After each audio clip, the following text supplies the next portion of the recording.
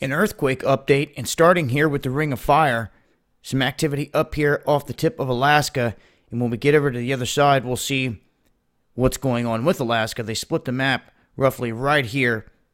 You can see one of the recent quakes here within the past few hours hitting this region, and really just some normal type of activity, but plenty of it going around the Ring of Fire. Now, we also had a little bit of activity down here off the Indian Ridge. This is all what I would label normal activity. When you see these mid-level quakes popping off, that's just the normal movement of plates around the globe. Now, when you get areas that lock up and that don't see action for a long time, that's when you see a big release of energy and you see a big earthquake. We can see here 104 minutes ago, 4.3, and what they're listing is Argentina. Now, that looks to be off the right side of this mountain ridge. So we look up here, 78 minutes ago, 4.3, Peru. We have Argentina and Peru both being hit with 4.3s, the pinch point being Chile, or this region right here that's been quiet for a long time, all the way out to Easter Island. This area is known for generating some big earthquakes a time or two and swarming a whole lot. It has in the past. This area, really the same way. Colombia, Panama, Costa Rica, Nicaragua, Guatemala. There's a plate that runs here that gets a lot of pressure that really could generate an earthquake anywhere along here, and there really has not been any activity for some time. So what it likes to do is every now and then it will let loose with a big earthquake and it'll kind of swarm for a little bit. We've even seen this affect the area up here near Mexico City.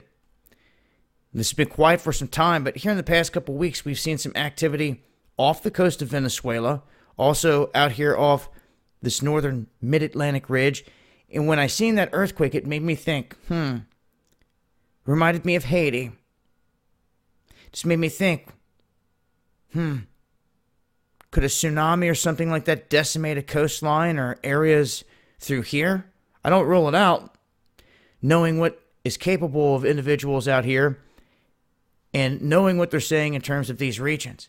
Now, for some, that could be a little far-fetched, but they said the same thing about the big Japan earthquake that took place in 2011 because they were doing dealings with China and other countries that the United States did not like, and then boom, big earthquake. Take a look here at the United States. Texas, seeing some activity. So we got some swarming in Texas now. Utah was seeing some activity up around the lake region. Now we have some a little to the southern flanks. So the last earthquakes that struck up here, we had eyewitness reports saying that it was very audible and very loud. And that was only in the 3 to 4 range. Here we have another one just in the past couple hours south of yesterday's quakes. California seeing some of its normal action. And Old Faithful, we have some activity near there in Wyoming, a 3.8.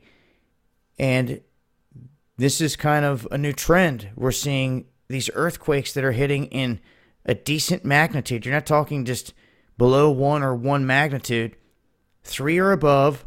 There's been several near Old Faithful, and we know that some of the other geysers, there's been reports of rocks being ejected with them going off.